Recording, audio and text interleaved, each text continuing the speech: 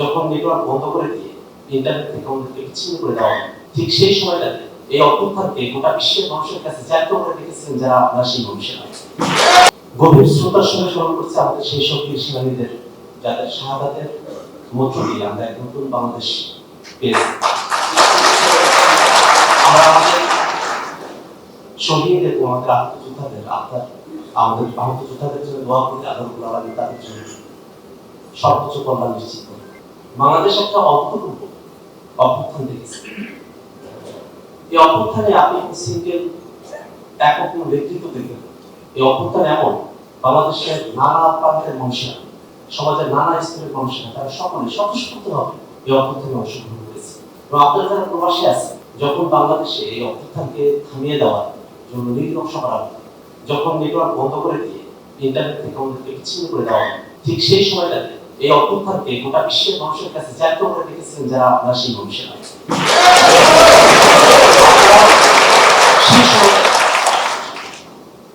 আপনাদের জায়গা থেকে এই যুক্তরাষ্ট্রের মাটিতে আপনারা প্লাকার্ড নিয়ে দাঁড়িয়েছেন, আপনারা স্লোগান দিয়েছেন এবং সরকারকে হুমকি দিয়ে বলতে পেরেছিলেন যে আমরা রেমিটেন্স বন্ধ করে দিলাম, তোমরা এবার দেখো। আশা করি এই অভ্যুত্থানের মধ্য দিয়ে আমাদের প্রবাসী ভাইদের জন্য আমরা বেশি কিছু করতে পারি, কিন্তু আমরা এনসিপির তরফ থেকে প্রবাসীদের ভোটাধিকারের জন্য জোরালো পদক্ষেপ নিয়েছি।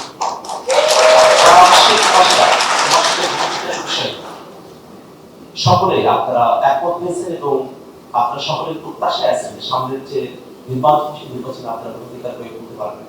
এবং আপনাদের কাছে প্রত্যাশা, বাংলাদেশের মানুষেরা যে নতুন নেতৃত্ব, বাংলাদেশের মানুষ বাংলাদেশ পছন্দ করে, সেই বাংলাদেশ নির্মাণে আপনারা নতুন নেতৃত্ব খুঁজে দিতে আপনারা অগ্রণী ভূমিকা পালন করবেন।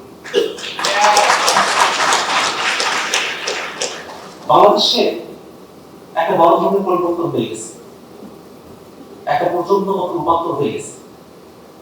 একটা দলমত পদ, সেই মতভেদ, সেগুলোর বাইরে গিয়েও এই প্রজন্ম তারা দাঁড়িয়ে গেছে, তারা বাংলাদেশকে নতুন করে বলতে চায়, তারা বাংলাদেশকে বিশ্ব মঞ্চে উপযোগী এবং প্রতিযোগিতায় বাংলাদেশকে দেখতে চায়। এই প্রজন্ম তারা বাংলাদেশে আর কাউকে প্রশ্নের মধ্যে রাখতে চায় না, সকলকে জবাবদিহিতার মধ্যে নিয়ে আসতে চায়। বাংলাদেশের মানুষের জন্য তাদের নাগরিক অধিকার এবং মানবিক মর্যাদাকে প্রতিষ্ঠা করতে চায়।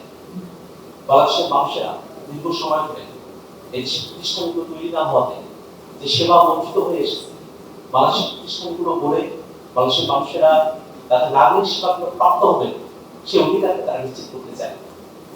এবং এই নতুন বাংলাদেশ গড়ার মিশনে বাংলাদেশের প্রবাসী যারা আছে, আপনারা ভূমিকা পালন করতে বলে আমরা আশা করি। আমরা জানি আমাদের অনেক ভাইয়েরা, আমাদের অনেক বোনেরা আপনারা এসেছেন, এখানে শিক্ষিত হয়েছেন, পিএইচডি ডিগ্রি অর্জন করেছেন, অনেকগুলো জায়গাতেই আপনারা এক্সপার্টাইজ অর্জন করেছেন। বাংলাদেশে আপনাদের অনেক কিছু দেওয়ার আছে। আমরা প্রত্যাশা করি আমাদের প্রবাসীরা এবং আমাদের বাংলাদেশের অন্তর্গত ভাইয়েরা, বোনেরা, আমরা সকলে মিলে নতুন যে বাংলাদেশ, সমৃদ্ধির বাংলাদেশ আমরা নির্মাণ করতে পারবো। আল্লাহ আমাদেরকে কবুল করুন।